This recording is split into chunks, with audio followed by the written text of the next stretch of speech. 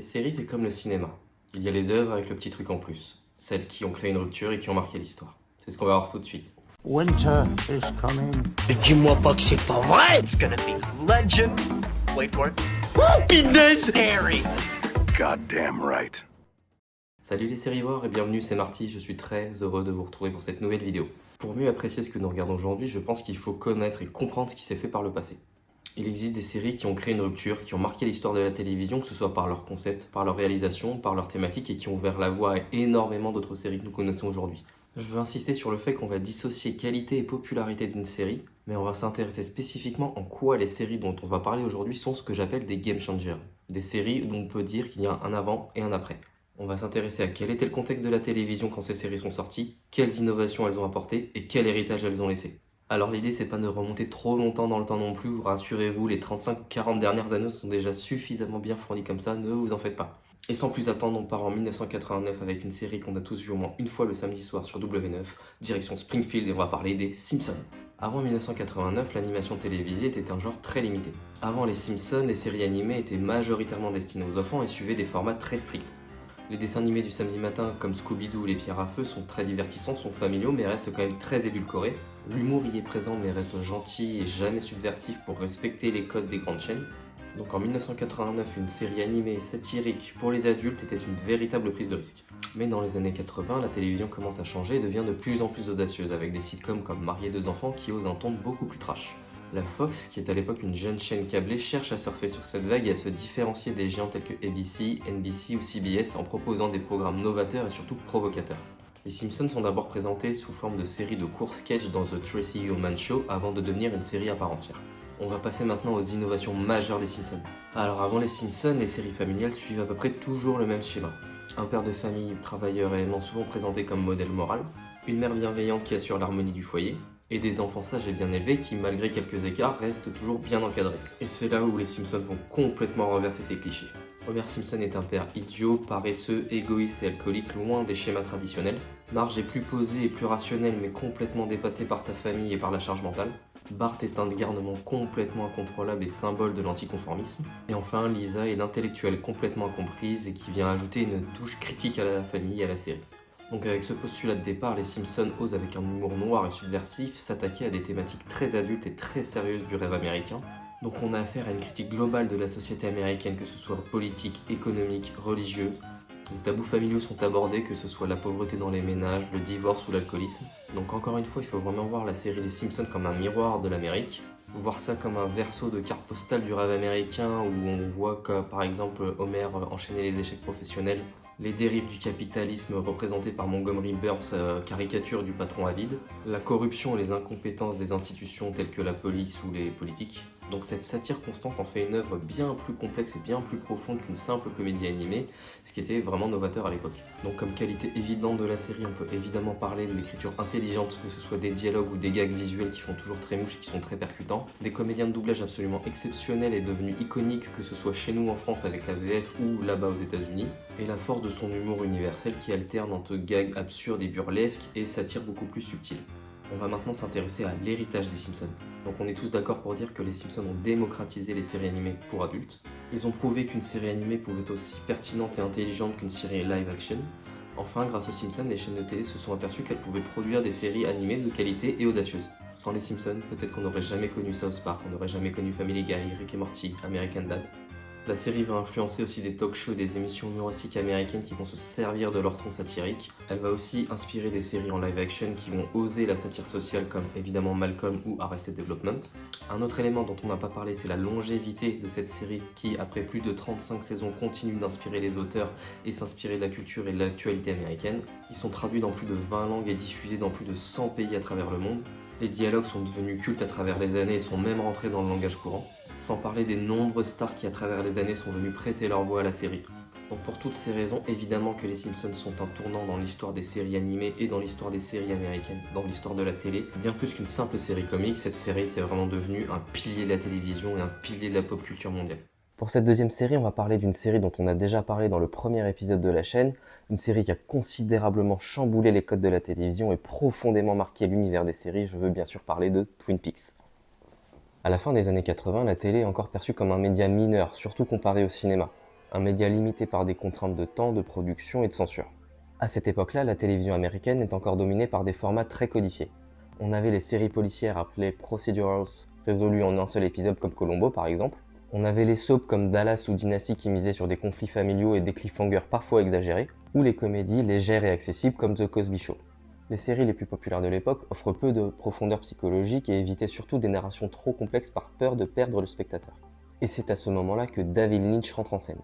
David Lynch était un cinéaste déjà très reconnu sur la scène mondiale pour ses films étranges et dérangeants. Faire appel à un réalisateur aussi audacieux pour qu'il puisse investir la télévision est une révolution en soi à l'époque. Et son approche cinématographique va complètement chambouler les habitudes des téléspectateurs à l'époque. Si la série commence par une enquête policière classique, à savoir qui a tué Laura Palmer, Twin Peaks se refuse à une résolution immédiate et va transformer ce crime en une narration feuilletonnante et tentaculaire. La série va nous offrir un mélange des genres encore jamais vu à la télévision. On a du soap opéra avec des triangles amoureux et des histoires de famille, du thriller avec cette enquête à suspense, on a aussi du fantastique avec des visions et des phénomènes surnaturels, ou bien même de l'humour absurde symbolisé par le personnage de Dale Cooper. La série peut aussi compter sur une écriture de personnages marquants et complètement excentriques à l'image des habitants de Twin Peaks. Le personnage de Dale Cooper devient une icône, quant à Laura Palmer, elle passe du simple rôle de victime à une figure beaucoup plus énigmatique et torturée.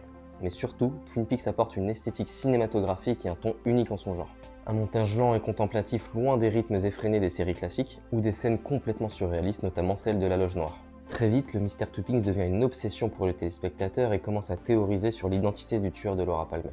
Une implication du public qui va préfigurer de discussions ultra enflammées qu'on va connaître des années plus tard avec des séries comme Lost ou Game of Thrones par exemple. Twin Peaks est donc une série qui ne se contente pas d'être consommée mais aussi d'être débattue, analysée par un public passionné. Avec Twin Peaks, David Lynch nous prouve qu'une série peut être aussi complexe et ambitieuse qu'un film, que ce soit dans la narration ou dans son esthétique. On peut considérer que Twin Peaks est une série pionnière et qui va encourager les chaînes à donner plus de liberté aux créateurs et aux auteurs. Des scénaristes comme David Chase qui écrira Les Sopranos, Vince Gilligan qui écrira Breaking Bad ou Better Call Saul, ou encore Damon Lindelof qui écrira Lost ou The Leftovers, doivent beaucoup à Twin Peaks. Avant David Lynch, les grands réalisateurs ne s'aventuraient pas sur le média de la série télé qu'ils jugeaient trop restrictif. Aujourd'hui, la tendance est complètement inversée et bon nombre de grands réalisateurs ont soit réalisé des épisodes, soit carrément créé et ou produit leur série. On a déjà parlé de Martin Scorsese qui a réalisé le pilote de Boardwalk Empire, mais on peut citer Steven Spielberg avec sa trilogie sur la Seconde Guerre mondiale avec Band of Brothers, The Pacific et Master of the Air, David Fincher avec House of Cards, Mindhunter ou Love, Death and Robots, Baz Luhrmann avec The Get Down, Alfonso Cuarón avec Disclaimer, J.J. Abrams avec Alias, Lost ou Fringe, ou les frères Coen qui ont produit Fargo, la série issue de leur film pour ne citer que.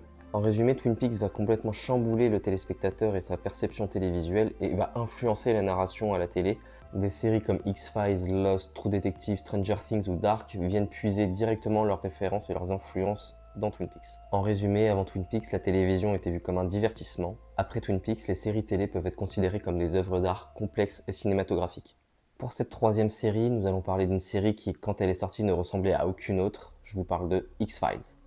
Avant la sortie d'X-Files, il existait des séries d'enquête policière et des séries de science-fiction, mais elles restaient cloisonnées dans des genres bien distincts. Donc on avait les séries policières type Columbo, Miami Vice, les séries fantastiques et séries de science-fiction telles que The Twilight Zone ou Star Trek, ou les séries d'horreur telles les Contes de la Crypte qui étaient plus anthologiques et qui ne suivaient pas de personnages de façon récurrente. Donc avant X-Files, aucune série ne mélange le genre enquête, science-fiction, fantastique et horreur de façon feuilletonnante. De plus, il existe au début des années 90 une véritable fascination pour les théories du complot. En effet, le livre Communion sorti en 1987 et qui traite d'histoires d'enlèvement extraterrestre fascine, et le film JFK d'Oliver Stone sorti en 1991 relance complètement la paranoïa autour du gouvernement américain. L'une des grosses forces et des grosses innovations d'X-Files, c'est son équilibre entre la narration feuilletonnante et les épisodes indépendants, un format complètement hybride à l'époque. L'autre gros point fort de la série, c'est évidemment son duo de personnages. Fox Mulder, interprété par David Duchovny, et Dana Scully, joué par Gillian Anderson, deviennent rapidement des personnages cultes grâce à leur dynamique impressionnante. Cette dualité entre foi et science va apporter de la profondeur psychologique aux personnages et à la série, et inspirera d'autres duos d'enquêteurs par la suite. On peut penser à des séries comme Castle, Bones ou Fringe, par exemple. X-Files, c'est aussi et surtout une ambiance visuelle et sonore complètement inédite, à commencer par un générique composé par Mark Snow qui deviendra culte pour toute une génération. Le spectateur est plongé dans une ambiance angoissante et immersive grâce à une réalisation très sombre et un ton très sérieux et mystérieux. L'un des grands thèmes de X-Files est la méfiance envers le gouvernement. À travers les conspirations sur les extraterrestres et les expériences secrètes, la série touche un point sensible et devient une œuvre emblématique sur la culture du complot. On va maintenant s'intéresser à l'héritage qu'aura laissé X-Files. On a parlé des personnages, mais la série va surtout faire évoluer et influencer la représentation des personnages féminins à la télévision. Dana Scully devient un modèle de personnage féminin intelligent et indépendant, et influencé par son personnage, le nombre de femmes dans les sciences et au FBI va considérablement augmenter après la série. La série X-Files a aussi complètement transformé le rapport aux fans. Il faut savoir par exemple que X-Files est une des premières séries à bénéficier d'un fan club actif sur internet. C'est une série qui va aussi démocratiser des sujets qui étaient réservés à la culture geek, à savoir le surnaturel, les extraterrestres ou les théories du complot. Que ce soit dans l'ambiance ou dans les thématiques, c'est une série qui va ouvrir les portes à d'autres œuvres telles que Lost, Fringe, Supernatural ou encore Stranger Things. Donc pour toutes ces raisons, X-Files reste une référence incontournable pour les amateurs de mystère et de science-fiction. Plus qu'une série devenue culte, c'est aussi une révolution télévisuelle. Pour cette 4e série, je vais parler de la série peut-être la plus emblématique pour les gens de ma génération qui aura laissé une trace indélébile dans la pop culture, je vais parler de Friends. Dans les années 80 et 90, les sitcoms dominent déjà la télévision en suivant des formules bien précises. Il existe les sitcoms familiales centrés sur les membres de la famille et leurs valeurs morales, les sitcoms en milieu professionnel comme Cheers ou Murphy Brown, ou les sitcoms plus absurdes comme Seinfeld ou Marié 2 enfants. Donc à l'époque, les séries comiques sont soit trop familiales, soit trop centrées sur le monde adulte. Mais en fait, il va manquer cette série qui va parler à la nouvelle génération, cette jeune génération d'adultes qui commencent leur vie en ville et dans la vie active. Les années 90 vont marquer une évolution sociétale où de plus en plus de jeunes vont quitter la maison familiale pour venir s'installer en colocation en ville. Donc cette tranche d'âge de 20 à 30 ans est la nouvelle cible de la pop culture, et c'est à ce moment-là que Friends débarque et va complètement révolutionner la sitcom. Donc la première innovation majeure de Friends, c'est qu'elle se concentre sur un groupe d'amis et non sur une famille. La série met en avant un groupe de 6 amis comme une famille de substitution, et montre surtout que la famille n'est pas seulement biologique, mais qu'elle est choisie. Entre un parfait équilibre entre comédie et émotion, la série arrive à parler à une génération tout entière qui peut s'identifier aux personnages et à leurs préoccupations du quotidien. Que ce soit les relations amoureuses, le travail, l'amitié, l'engagement, chacun peut s'identifier à un moment donné de la série à un personnage ou à une situation. L'un des autres points forts de la série, c'est son format dynamique et efficace. On est sur des épisodes de 20 minutes, le rythme est hyper dynamique, il y a des punchlines toutes les 30 secondes, ça va très très vite, le rythme comique ne diminue jamais. La série est tournée en décor fixe, que ce soit le Central Perk ou les appartements, donc ça facilite l'identification et ça renforce la proximité avec les personnages. La série va aussi démocratiser le mode de vie de colocation en ville qui va devenir un mode de vie pour beaucoup de jeunes par la suite. Mais Friends va aussi importer tout un mode de vie à l'américaine, donc elle met en avant des styles vestimentaires et culturels très importants, que ce soit les coupes de cheveux de Rachel qui vont devenir iconiques ou le café, le Central Perk qui va devenir un lieu de sociabilisation essentiel. Donc Friends va complètement influencer la structure des sitcoms modernes. Avant Friends, les sitcoms avaient l'habitude de mettre en avant un personnage principal, là où avec Friends c'est un casting collectif équilibré où chaque personnage est aussi important que les autres, qui va inspirer des séries comme How I Met Your Mother, L'Héritière, The Big Bang Theory, New Girl, Brooklyn Nine-Nine, Park and Recreation, Community, etc., etc. Grâce à sa diffusion sur les chaînes du monde entier, Friends a généré des milliards de dollars en faisant l'une des séries les plus rentables de l'histoire. Sur la dernière saison, les comédiens ont négocié des salaires records à hauteur de 1 million de dollars par épisode pour chacun des 6 acteurs. Et encore aujourd'hui, la série fait partie des séries les plus visionnées sur Netflix qui prouvent son intemporalité. Donc on a vraiment affaire à un phénomène de pop culture mondial et surtout durable. Car même après 30 ans, de nouvelles générations continuent de découvrir la série. Donc Friends est devenue une référence universelle pour énormément de générations. On ne compte plus les répliques cultes et les mêmes. Le Central Perk est devenu un lieu emblématique recréé dans plusieurs villes dans le monde. Donc c'est pour toutes ces raisons que Friends est devenue la série culte qu'on connaît aujourd'hui. Elle prouve surtout qu'une sitcom peut avoir un impact émotionnel fort. Mais c'est surtout, je pense, une série qui est un symbole et qui fait partie de la vie des gens aujourd'hui, et qui est devenu un truc générationnel et qui continue d'influencer la pop culture. Nous voilà arrivés en 1997 et on va parler d'une série qui va lancer le premier âge d'or de la chaîne câblée HBO. Je veux bien sûr parler de Oz. Alors avant Oz, les séries dramatiques suivent des règles bien définies. Les séries policières et judiciaires comme la franchise Law & Order ou NYPD Blue occupent une place très importante mais restent très édulcorées. Les séries carcérales existent déjà comme Prisoner mais restent un petit peu à la surface des choses et explorent la prison de façon un peu secondaire. Mais surtout, plus important, la télévision doit respecter des normes strictes, que ce soit en termes de violence, en termes de langage ou en termes de sexualité. Et c'est dans ce contexte que HBO veut révolutionner les séries télé. En effet, la chaîne câblée veut produire des séries originales et très ambitieuses avec une liberté de ton totale et sans censure. Et c'est donc dans ce contexte que Oz va être la première production originale HBO et va complètement redéfinir de ce que peut être une série télé. On est plongé de façon hyper immersive et hyper brutale dans l'univers carcéral, et contrairement aux représentations hyper édulcorées de ce qui existe de la prison à la télévision, Oz ne cache rien. Que ce soit dans sa violence extrême, bagarre, émeute, viol, meurtre, torture, le trafic de drogue, la corruption, les abus de pouvoir, le tout avec un langage cru et réaliste. Une approche sans filtre qui va choquer les spectateurs et établir un nouveau standard des séries dites pour adultes. Alors dans les innovations notables de Oz, on peut noter une narration non linéaire et très expérimentale. Oz ne suit pas une structure classique dans le récit, il n'y a pas de personnage principal, on suit plusieurs protagonistes qui sont au centre de l'histoire et du récit, avec des arcs narratifs qui s'entremêlent. L'histoire n'est absolument pas prévisible dans le sens où tout le monde peut mourir à chaque instant, ce qui nous fera penser à une série dont on vous parlera plus tard. Et même dans la mise en scène qui utilise des procédés de flashback, de séquences plus oniriques, de monologues, afin d'apporter plus de psychologie aux personnages et aux détenus. L'un des autres gros points forts de la série est la diversité de ces personnages inédite à l'époque. On va avoir une représentation authentique des minorités et des tensions raciales en prison, avec les différents gangs qui sont représentés, que ce soit les Ariens, les Latinos, les musulmans ou les Afro-Américains. On a aussi une représentation de personnages homosexuels et bisexuels qui sont intégrés sans tabou, ce qui était une rareté à l'époque. Et pour tous ces personnages, il y a une complexité morale omniprésente, c'est-à-dire qu'il n'y a pas vraiment de gentils, pas vraiment de méchants, même s'il y a d'énormes salopards dans cette série. On a surtout affaire en fait à des hommes qui essaient de survivre dans un univers brutal. Donc dans l'héritage que Oz va laisser à la télévision, on va ouvrir les portes à toutes les séries dramatiques HBO qui vont sortir dans les années qui suivent. Donc on va forcément citer Les Sopranos, The Wire, Boardwalk Empire, ce genre de séries. Elle va également montrer qu'il est possible de créer des séries télévisées aussi sombres et complexes que des films. Elle va également changer la manière dont la violence et la moralité sont traitées à la télévision. À aucun moment elle ne cherche à glorifier la violence, mais par la violence elle expose une réalité crue et brutale d'un système carcéral en perdition. C'est une série qui va également révéler de nombreux acteurs, que ce soit au cinéma ou à la télévision. On pense évidemment à J.K. Simmons qui jouera par la suite dans Spider-Man ou encore Whiplash, inoubliable en rôle de Bernd Schillinger, le leader néo-nazi complètement sadique. On a aussi Harold Perrineau qui jouera dans Lost, qui joue Augustus Hill, qui est le narrateur de la série, ou encore Christopher Meloni, qui jouera dans New York Unité Spéciale et qui se fera remarquer par son rôle de psychopathe Chris Keller. Donc pour tout ce qu'on s'est dit, Oz va être un tournant dans l'histoire des séries télé, elle va péter la barrière des censures et surtout va apporter l'hyper-violence décomplexée à la télévision. On va avancer d'une année et on va encore parler d'une série HBO qui va cette fois décomplexer la sexualité et l'indépendance féminine. Je veux bien sûr parler de Sex and the City. Donc avant la sortie de Sex and the City en 1998, les séries mettant en avant des femmes existent évidemment, mais restent dans un cadre très normé. Que ce soit dans des séries familiales qui mettent en avant des femmes indépendantes mais qui restent très prudes sur leur sexualité, dans des dramas romantiques comme Melrose Place ou Beverly Hills qui traitent de relations amoureuses mais de façon toujours très édulcorée. Mais surtout, les séries féminines sont pensées pour un public mixte à l'époque et les personnages féminins évoluent souvent autour des hommes. Donc en 1998, une série centrée exclusivement sur des femmes parlant de sexualité et de relations amoureuses de façon totalement libérée est une petite révolution en soi. Donc on vient d'en parler, HBO veut se démarquer en proposant des séries matures qui osent sans censure et résolument modernes.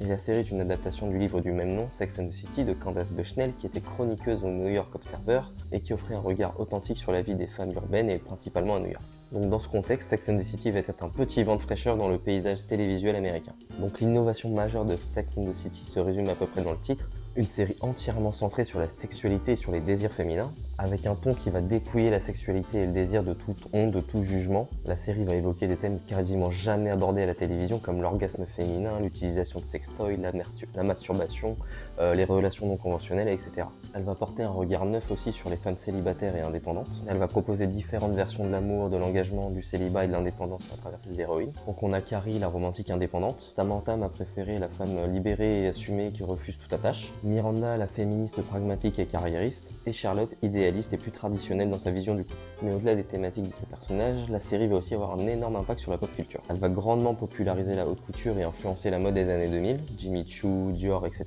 Les cocktails, les restos branchés, les galeries d'art deviennent des symboles de mode de vie urbain. Et enfin, la série va imposer une esthétique de l'amour qui va influencer des séries comme Gossip Girl ou Emily in Paris par exemple. Donc pour l'héritage de Sex and the City, on peut compter sur le changement radical de la représentation féminine à la télévision. Elle va ouvrir la voie à des séries centrées sur des personnages féminins forts tels que Desperate Housewives, Fleabag ou Orange is the New Black par exemple. Elle va influencer l'évolution d'HBO et des séries modernes qui explorent la complexité féminine sous un angle nouveau comme dans Big Little Lies, Euphoria ou The White Lotus par exemple. Donc plus qu'une simple comédie romantique, Sex and the City va être une véritable œuvre fondatrice qui va ouvrir la voie à une nouvelle ère de séries où les femmes sont libres de parler de leur sexualité, de leurs désirs, de leur indépendance, de leur carrière, le tout sans contrainte et sans jugement. Passons maintenant à l'année 1999 avec une des séries considérées comme les plus influentes et les plus importantes de l'histoire de la télévision, Les Sopranos.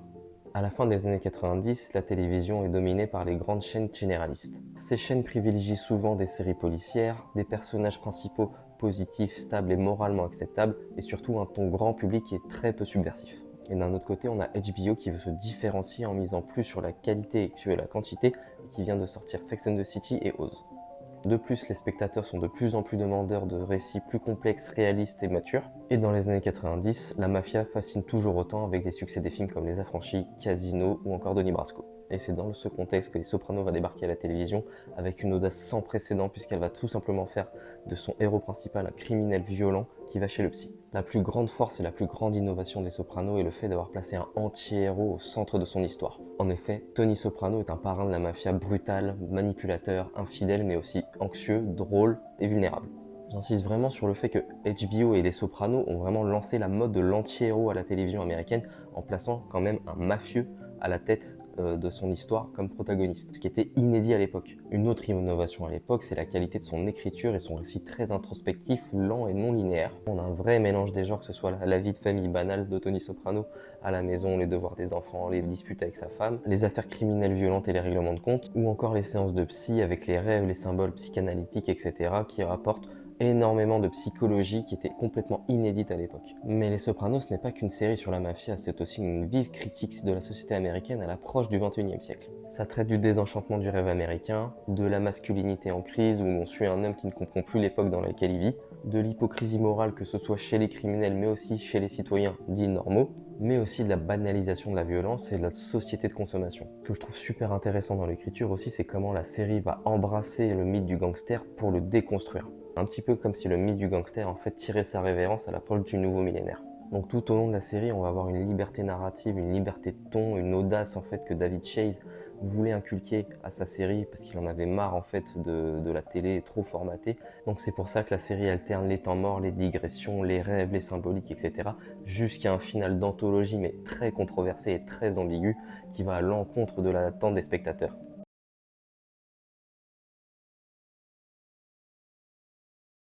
Donc l'héritage des Sopranos à la télévision est absolument immense. Il va véritablement marquer l'âge d'or de la télévision des années 2000. Un âge d'or qui inclut des séries comme The Wire, Deadwood, Six Feet Under, Mad Men, Breaking Bad, etc. Avec les Sopranos, les séries ne sont plus du tout vues comme des petites sœurs du cinéma, mais vraiment comme des œuvres à part entière. On l'a déjà dit, mais les Sopranos installent l'anti-héros comme la norme à la télévision. Sans les Sopranos, il n'y a pas Dexter Morgan, il n'y a pas Mad Men et Don Draper, il n'y a surtout pas Walter White de Breaking Bad. Walter White et Breaking Bad qui sont peut-être le personnage et la série où il y a le plus de parallèles directs avec les Sopranos. Déjà le fait qu'on ait affaire à deux hommes d'à peu près le même âge, qui sont au milieu de leur vie, qui ne comprennent plus l'époque dans laquelle ils vivent, etc.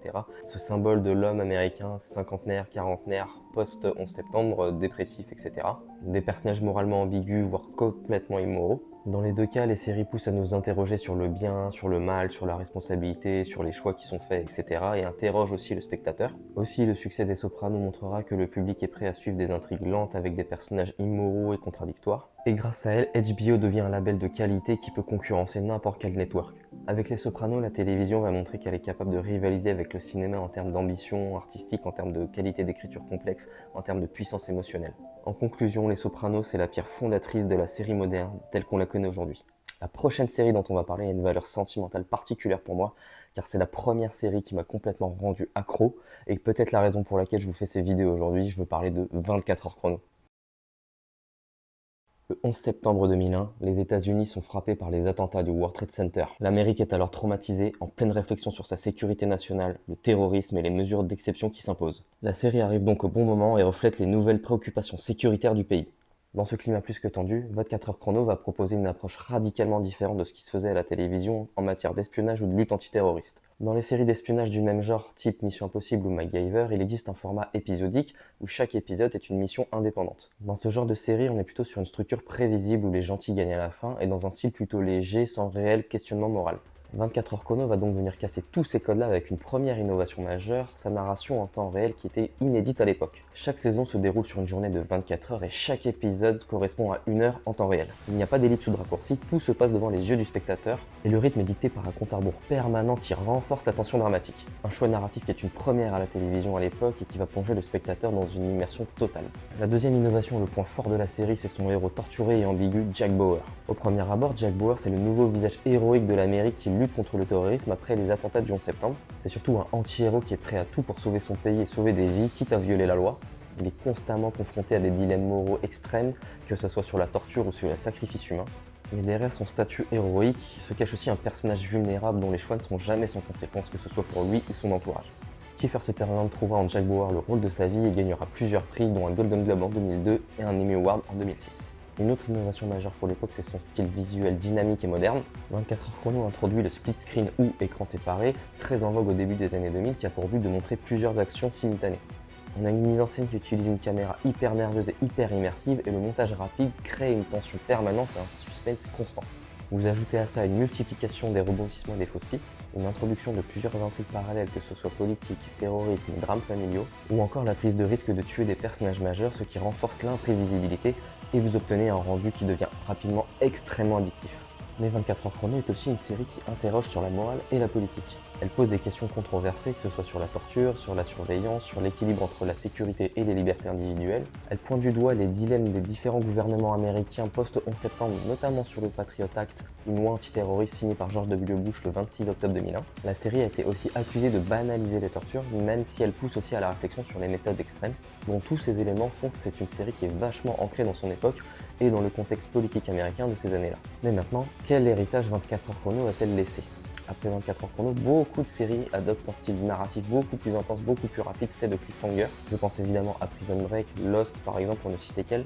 Elle va également ouvrir la voie aux séries politiques qui mélangent psychologie et action, avec des séries comme Homeland ou Designated Survivor, encore une fois avec Kiefer Sutherland. 24 heures chrono va également transformer l'esthétique de l'action dans la fiction. En effet, le split screen et la caméra embarquée immersive deviennent des outils narratifs hyper fréquents dans les années 2000, comme on a pu le voir dans la série The Shield, ou au cinéma dans Phone Game ou dans la saga Jason Bourne par exemple. On va aussi voir que 24 heures chrono va avoir un réel impact sur la pop culture dans les années 2000. Jack Bauer devient une icône héroïque de la télévision. La série va déclencher de réels débats politiques, notamment sur la sécurité nationale. Elle ira même jusqu'à influencer des discussions stratégiques au sein du gouvernement américain. Mais aussi avec David Palmer, le candidat démocrate de la série, 24 heures chrono va préparer l'Amérique à la possibilité de voir un candidat afro-américain être élu président, ce qui arrivera en 2008 avec Barack Obama. Et la série ira même plus loin, parce que dans les dernières saisons, les États-Unis seront dirigés par une femme, en la personne de la présidente Alison Taylor, jouée par Cherry Jones. Donc en conclusion, pourquoi 24 heures chrono est absolument révolutionnaire? Elle a introduit un concept de narration complètement inédit à l'époque, elle impose un style et un rythme intense qui vont influencer durablement les séries et les films d'action modernes qui vont suivre, elle va transformer Jack Bauer en l'un des plus grands héros de la télévision moderne, et enfin elle aborde des thèmes politiques et moraux qui sont complètement en lien avec son époque. Pour la série qui va suivre, on repart chez HBO en 2002, direction Baltimore, avec une des séries considérées comme les plus grandes de tous les temps. Je veux bien sûr parler de The Wire. On va une fois de plus s'intéresser au contexte télévisuel avant The Wire, avec un genre très répandu, les séries policières. Avant The Wire, les séries policières respectaient toujours des schémas à peu près similaires, à savoir une enquête résolue au bout d'un épisode comme dans Law and Order. Les personnages étaient plus ou moins stéréotypés, c'est-à-dire que les gentils flics capturaient les méchants criminels, et il existait une vision assez manichéenne de la justice, où le système judiciaire américain fonctionnait globalement bien. Même des séries qui se voulaient plus réalistes comme NYPD Blue par exemple, restaient limitées par un format épisodique et des contraintes narratives plus classiques. Donc comme on l'a vu avec Les Sopranos, HBO à l'époque veut révolutionner la télé en misant sur des séries plus ambitieuses et plus complexes. Avec The Wire, HBO va donner carte blanche à son créateur David Simon, un ancien journaliste du Baltimore Sun, spécialiste des affaires criminelles et dont les ouvrages ont déjà été traités en séries comme Homicide ou encore The Corner, déjà produit par HBO. Aucune star hollywoodienne n'est au casting, ce qui était un énorme risque pour une production aussi ambitieuse. Et The Wire va donc débarquer comme un ovni et va casser tous les codes du genre policier. Et c'est justement là la première force et la première innovation de The Wire, qui n'est pas un simple show policier, mais bien une fresque sociale géante. Une fresque qui ne se contente pas de raconter les enquêtes criminelles, mais de dresser aussi un portrait réaliste et complexe de la ville de Baltimore en explorant les différents aspects du système urbain. La saison 1 par exemple va traiter du trafic de drogue et de la guerre entre les dealers et les policiers. La saison 2 va traiter de la classe ouvrière et le déclin des docks et du port industriel de Baltimore. La saison 3 va traiter de la corruption de la politique locale. La saison 4 va aborder les échecs du système éducatif. Et enfin la 5e et dernière saison va traiter du journalisme et de la manipulation de l'information. Bon, ce qui est super intéressant avec The Wire, c'est de constater comment chacune des saisons vient s'imbriquer avec les autres, comme si elles étaient toutes les pièces d'un même puzzle. Un puzzle qu'il faut voir avec une vision d'ensemble, avec une vision éloignée. Et de cette vue d'ensemble, on va constater les failles et les échecs de toutes ces institutions qui sont connectées entre elles. Un des premiers gros points forts de The Wire, c'est sa narration hyper exigeante et hyper immersive. Et c'est là qu'on voit que la série a été créée et écrite par un journaliste. La série prend son temps à développer les intrigues, à développer les personnages. Le spectateur doit s'impliquer activement dans la série pour bien saisir et comprendre et suivre tous les enjeux. Les scènes ne cherchent pas toujours à tout expliquer et les dialogues sont hyper réalistes. Donc on a affaire à une liberté de ton radicale qui a pu surprendre les spectateurs, mais qui fait que The Wire a une authenticité absolument unique. Un autre point fort de la série, c'est évidemment son casting et surtout l'écriture de ces personnages ultra complexes. La série se refuse à tout manichéisme. Les flics ne sont pas tous des héros, certains sont incompétents, sont corrompus ou alcooliques, de même que les criminels ne sont pas de simples antagonistes. La série prend le temps d'approfondir leur motivation et leur humanité avec des personnages comme Omar Little ou Stringer Bell par exemple. Mais The Wire a aussi marqué par ce qu'elle raconte. On a affaire à une véritable critique politique et sociale américaine. La série dénonce les échecs du système américain comme la lutte contre la drogue inefficace et destructrice, l'immobilisme d'une classe politique totalement corrompue, les tensions raciales, l'abandon des quartiers pauvres par les institutions, et toute la série base son scénario sur des faits réels issus du vécu du créateur de la série par exemple, qui a vécu à Baltimore, ou des conseillers techniques qui ont aidé sur la série qui viennent du crime organisé ou même de la police. On est vraiment sur un travail d'enquête, on est vraiment sur un travail journalistique, quasi documentaire en fait, du fait du créateur de la série, David Simon, qui est un ancien journaliste, et donc vous vous rendrez compte en regardant la série, ou si vous l'avez vu, vous avez pu vous en apercevoir, du réalisme saisissant de la série. Donc The Wire va faire partie de ces séries télé qui vont transformer la télévision en art plus cinématographique. Par son écriture et parce qu'elle raconte, la série va prouver qu'elle peut être tout aussi profonde, complexe et ambitieuse qu'un film ou qu'un roman. Elle va influencer l'ultra-réalisme dans des séries modernes telles que Trem, également créée par David Simon sur l'ouragan Katrina, Narcos, True Detective par exemple, mais surtout The Wire va devenir une référence culturelle et académique. On parle d'une série qui, par les thématiques qu'elle aborde, est étudiée dans des universités en sociologie, en criminologie, en sciences politiques, et son impact va même dépasser le cadre de la télévision, puisque la série va même influencer les discussions politiques, que ce soit sur la justice sociale ou sur la politique urbaine un peu partout aux États-Unis. The Wire n'est donc pas qu'une simple série policière, elle a élevé la télévision au rang de grande œuvre sociale, artistique et politique. Passons maintenant en 2004 avec une des séries les plus importantes des années 2000 et qui fait encore parler aujourd'hui, je veux bien sûr parler de Lost. Et comme on l'a vu jusqu'à présent dans cette vidéo, au début des années 2000, les séries dramatiques connaissent une nette montée en qualité, notamment grâce aux chaînes câblées, et plus particulièrement HBO avec les séries comme on a vu Les Sopranos, The Wire, etc.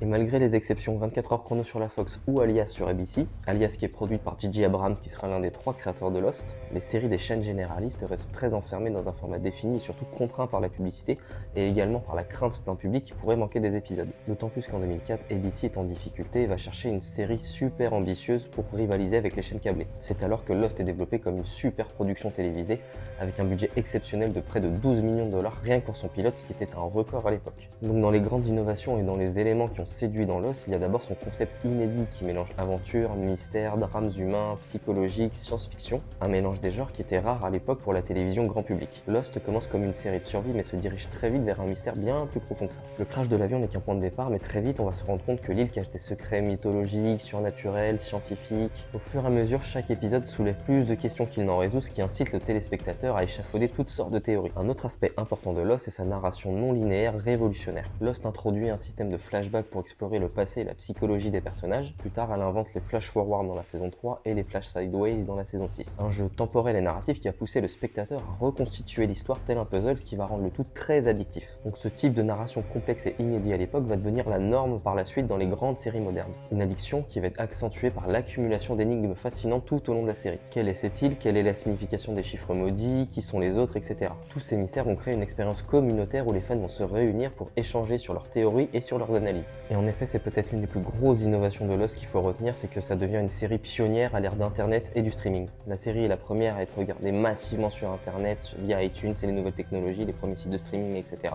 ABC va capitaliser sur les discussions en ligne des fans, sur leurs théories, sur les forums, etc. pour enrichir la série. Donc toute cette interaction va annoncer et conditionner la façon dont le public va consommer les séries à l'ère du numérique. Donc on va s'intéresser maintenant à l'héritage qu'a laissé Lost, qui va changer la façon dont les séries sont écrites et produites. Elle va inspirer de nombreuses séries qui vont devenir cultes, des séries qui vont jouer avec le mystère, avec les narrations éclatées, avec les science-fiction, avec les univers parallèles, etc.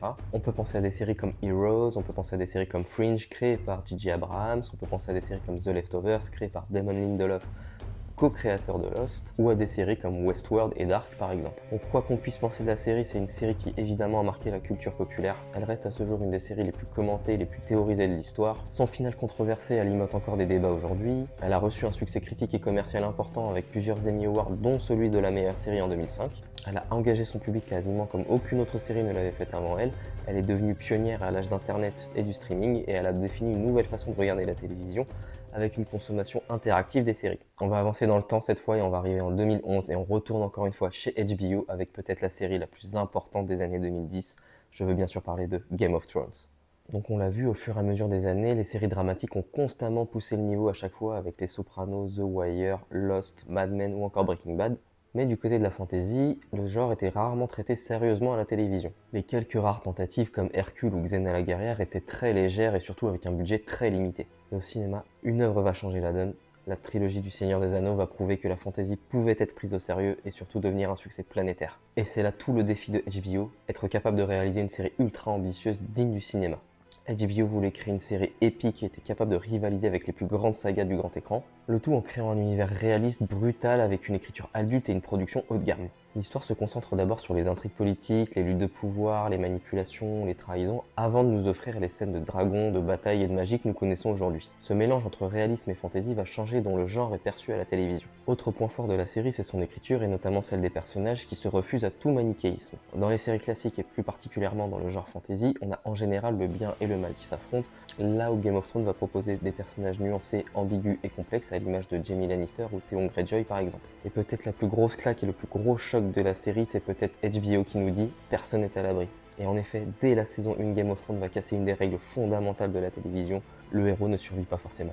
La mort d'un certain personnage, et si vous avez vu la série, vous savez de qui je parle, va choquer les spectateurs et va prouver une chose, n'importe quel personnage peut mourir à tout instant.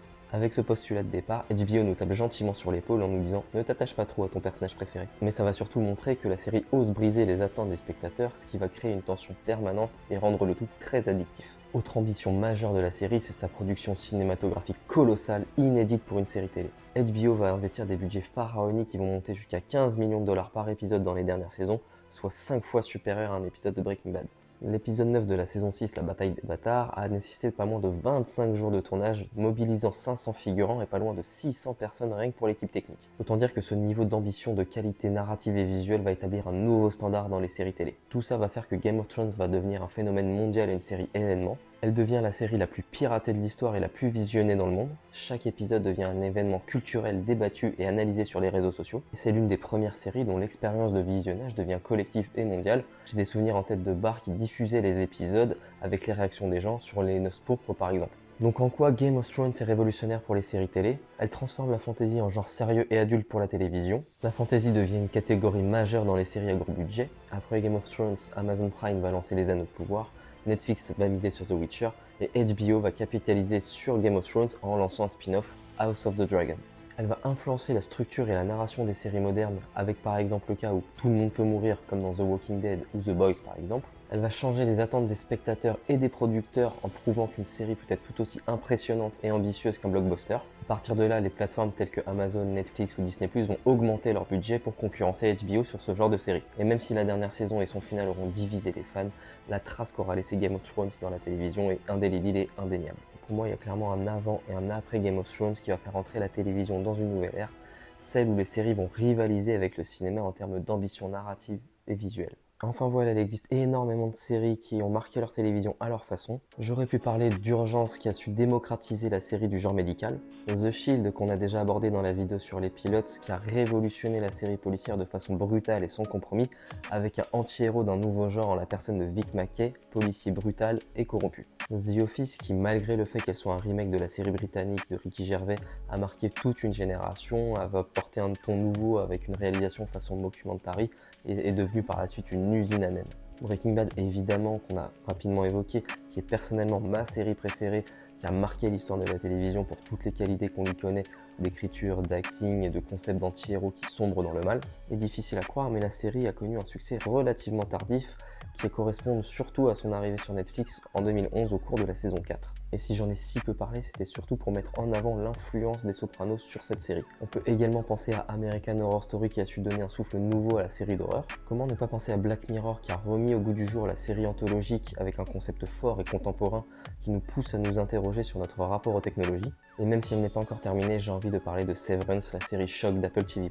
Je pense personnellement qu'on n'a pas encore le recul nécessaire sur cette série, mais elle va faire réfléchir, je pense qu'elle sera étudiée, que ce soit sociologiquement, anthropologiquement, sur les rapports humains, philosophiquement, sur la liberté, sur les choix, sur les sujets que ça traite, sur le contrôle, sur la surveillance, sur les dilemmes moraux, existentiels, sur le monde du travail, sur notre rapport au monde du travail, sur la toxicité du monde du travail, sur la critique sociale, sur le capitalisme, sur la productivité, sur l'hypersurveillance des grosses corporations, etc.